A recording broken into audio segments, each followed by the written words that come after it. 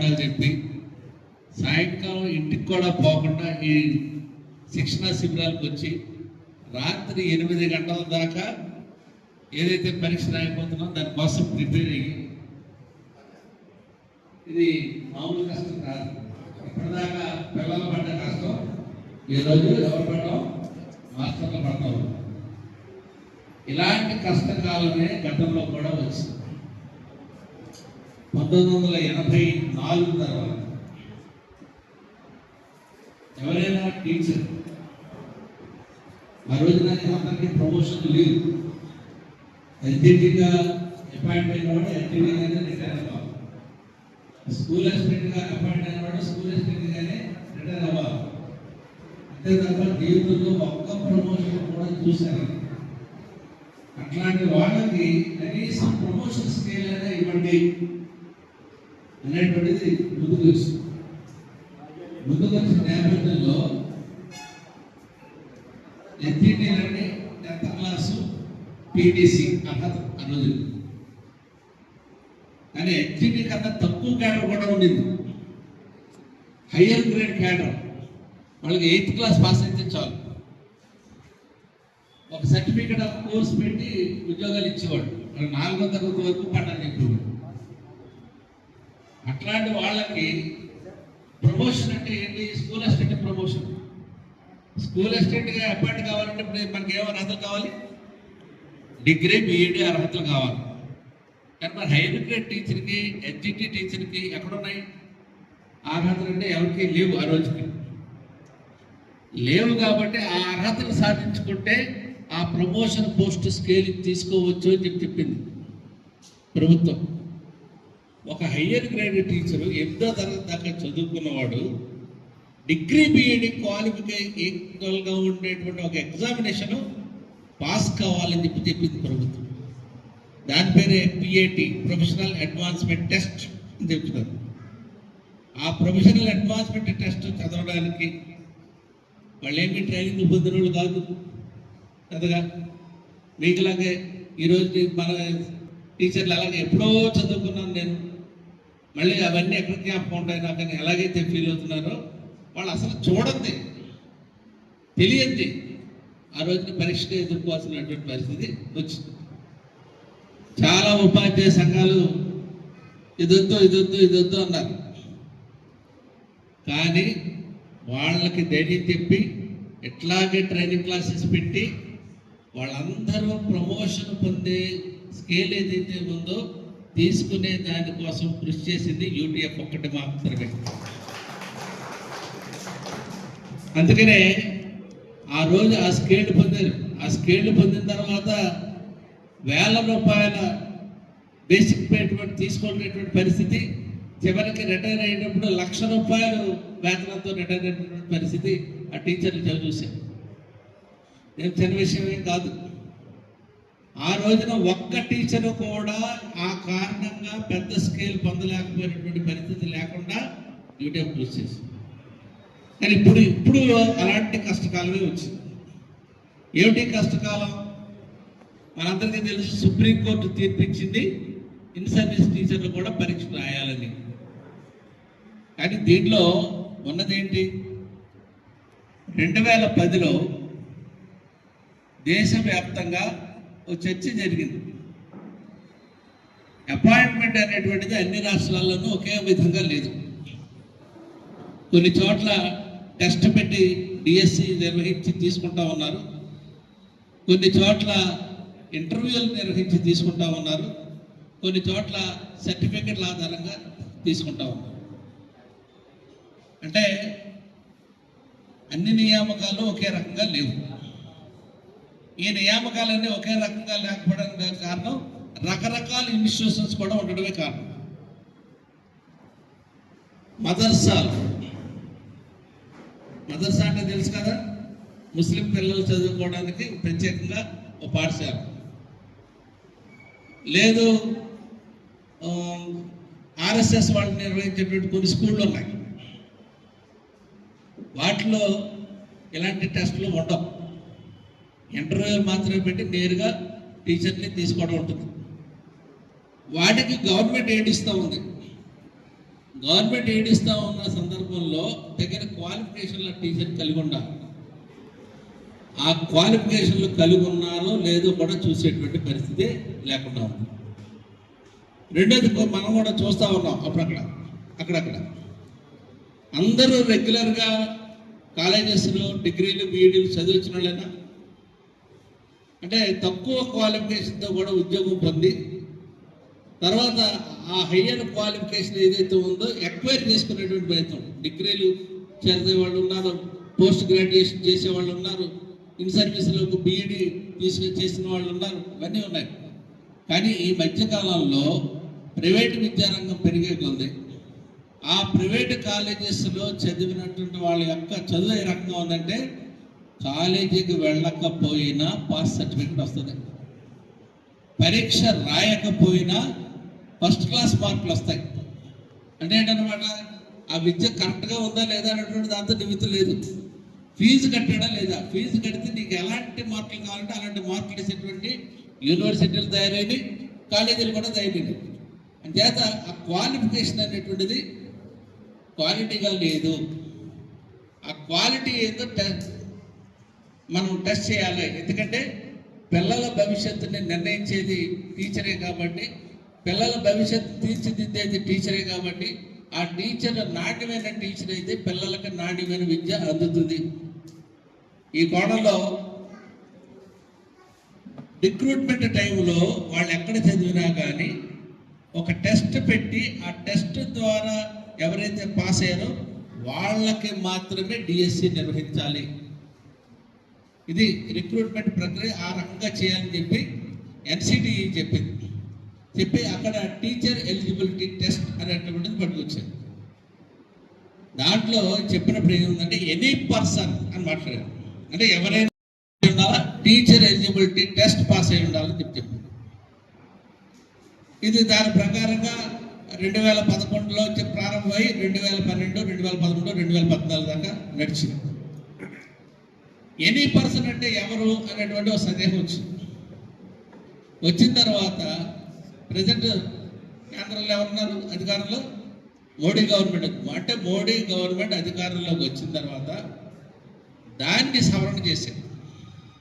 ఏమని? Any person అంటే not only రిక్రూట్మెంట్కి prepare అయ్యేటువంటి అభ్యర్థి మాత్రమే కాదు, ఆల్రెడీ ఇన్ పొజిషన్లో ఉన్న వ్యక్తి కూడా. అంటే ఇన్ పొజిషన్లో అంటే ఎప్పటికే పనిచేస్తున్న వాడు కూడా అనేది అర్థం వస్తుంది.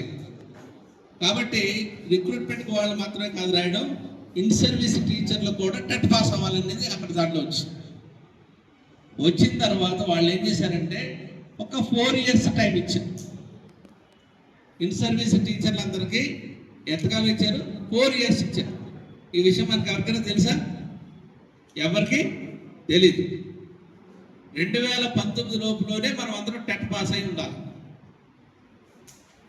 కానీ ఇది ఎక్కడొచ్చిందంటే మహారాష్ట్రలో ఒక మదర్సాలో ఒక ఎస్జిటి, ఒక స్కూల్ అసిస్టెంట్, ఇద్దరు టీచర్, వీళ్ళిద్దరూ ఇన్ సర్వీస్ మొత్తం మామూలుగా రిక్రూట్ అయ్యారని వీళ్ళెవరు కూడా టెట్ పాస్ కాదు. వీళ్ళకి 2021 దగ్గరికి వచ్చేటప్పటికి స్కూల్ అసిస్టెంట్ ప్రమోషన్ వచ్చింది. ఆ స్కూల్ అసిస్టెంట్కి ఏమో హెడ్ మాస్టర్ ప్రమోషన్ వచ్చింది. ఈ ప్రమోషన్ వచ్చే సందర్భంలో ప్రమోషన్ కావాలని చెప్పి పెట్టారు. కానీ గవర్నమెంట్ ఏం చెప్పింది? మీరు 2011 తర్వాత అపాయింట్ అయ్యారు కాబట్టి మీకు టెట్ లేదు కాబట్టి మీ స్కేల్స్ పెరుగుదల ఉండదు, మీకు ప్రమోషన్ కూడా ఇవ్వబడదు అని చెప్పింది. దాని మీద కోర్టుకు వెళ్ళారు. కోర్టు ప్రభుత్వానికి ఫేవర్గా ఇచ్చింది. ఆ పైన సుప్రీంకోర్టు పోయారు.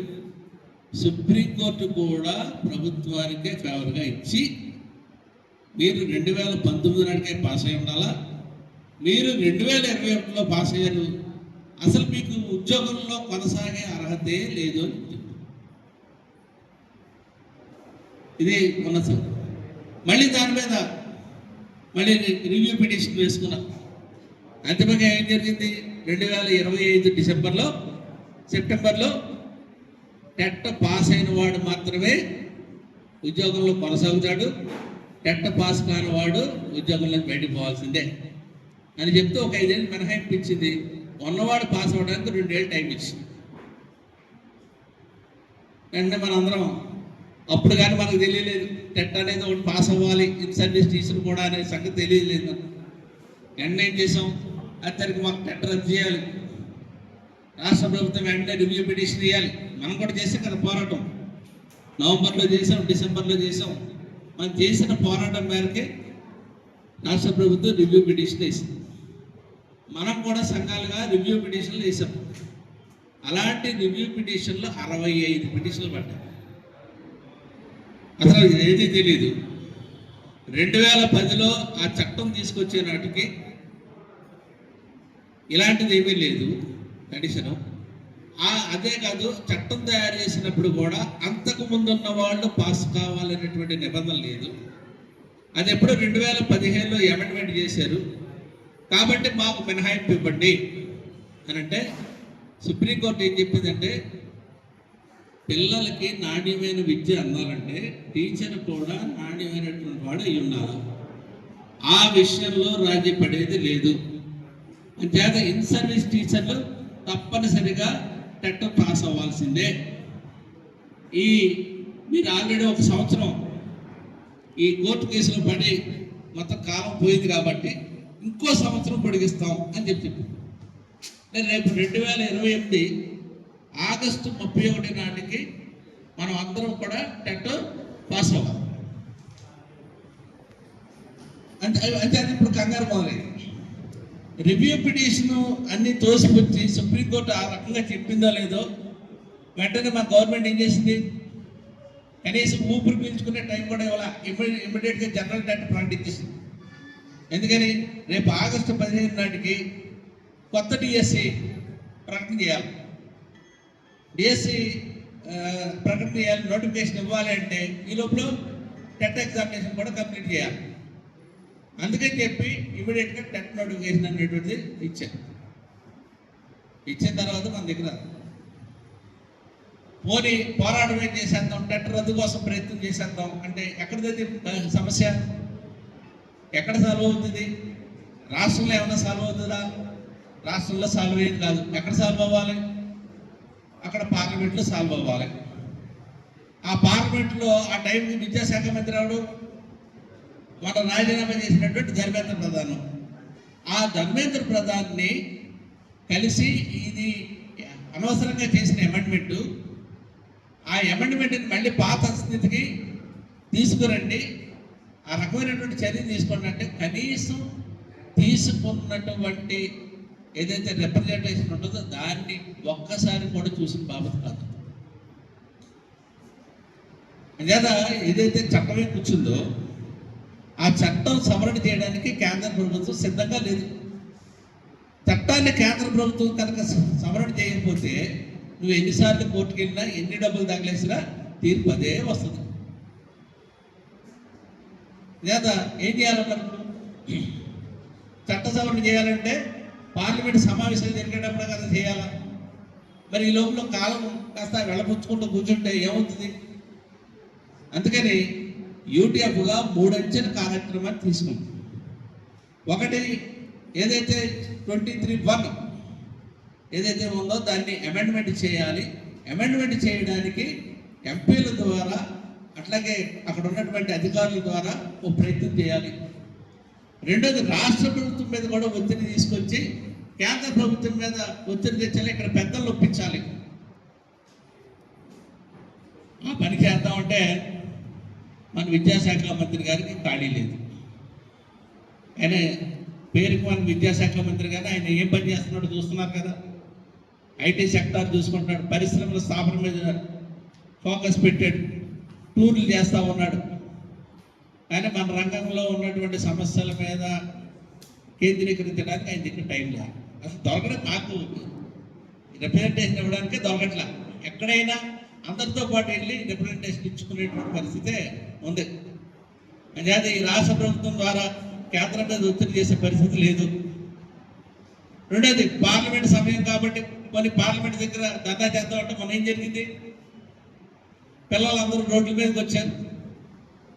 ఆ టైంలో మనం చేసేదానికి అవకాశం ఉంటుందా? లేదు.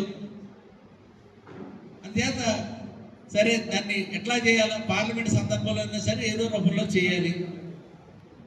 చేస్తూనే ఈ టెట్ కోసం ముందర టీచర్లు ధైర్యం కల్పించాలి. ఎందుకంటే మనం పిల్లలకి పరీక్షలు పెట్టేవాడు, ఇప్పుడు మనకు పరీక్ష వచ్చింది. మనకు పరీక్ష వచ్చినప్పుడు మనం భయపడితే ఏంటి ప్రయోజనం? భయపడటం ఏమైనా బాగుంటుందా? పిల్లలు భయపడుతున్నారంటే ఉంది, మనం కూడా పిల్లల పరీక్షలు అంటే భయపడితే ఎలా?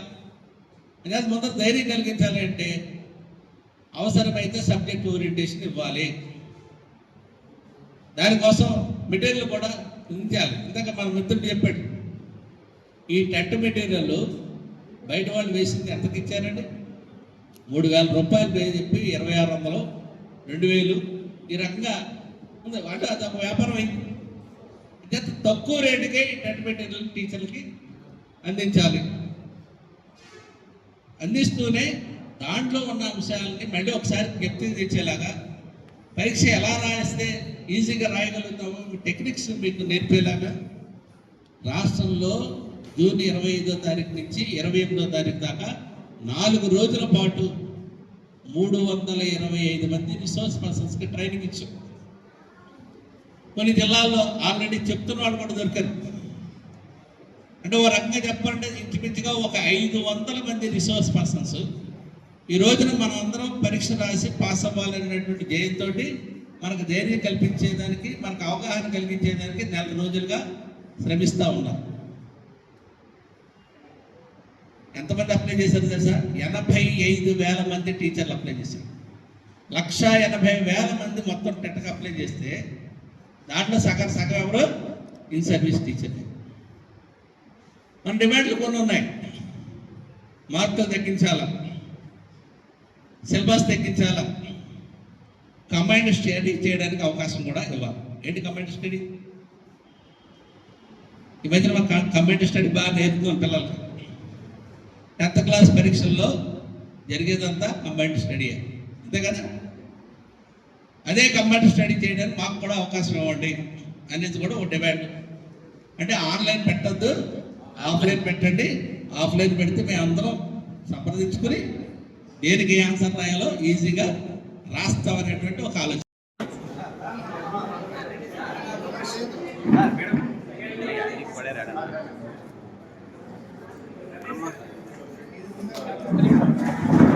సార్ సార్ చెల్లం సార్ నిలబడండి సార్.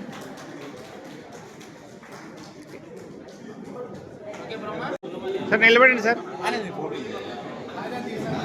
సార్ పంపిస్తాను.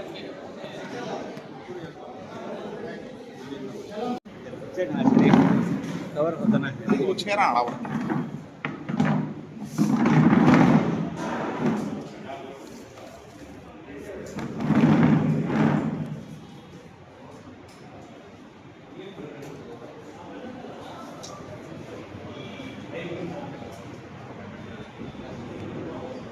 సరే